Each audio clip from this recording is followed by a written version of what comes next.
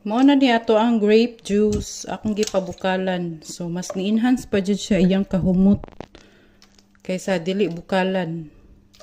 To tan-awa purple siya gamay no. Pero kung dili siya bukalan kay dili gid siya ingon ana ka kuan og color. So mas enhance jud siya, so dapat jud ay siya bukalan. Nya butangan siya gamay tubig, gamay ra. Depende sa imuhang kuan preference. So tanawa, so pabugnawon sa ninako siya, ibutang nako sa ref. So nanami free, o diba? Free na ang amo ang grape juice nya. Natural pagid.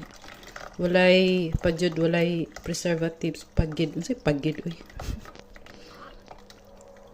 Wow, see, mo na namang grape juice.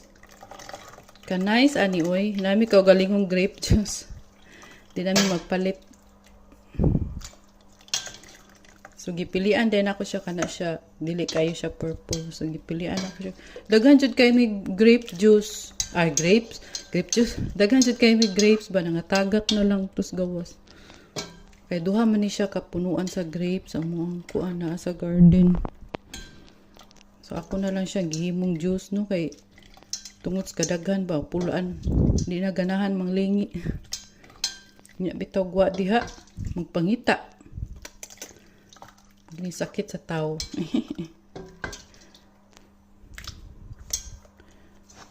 Nya ikaw man ani. Samtang atog pa ang baby ako ning trabahoon. Ikaw man ani.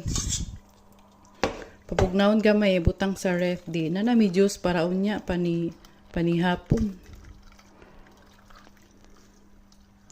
So mo na ni ang yang mga panit. O diba? Tanawa. Grape juice siya color. Humot pa dyan siya o grape juice. Natural. Walang halong chemical.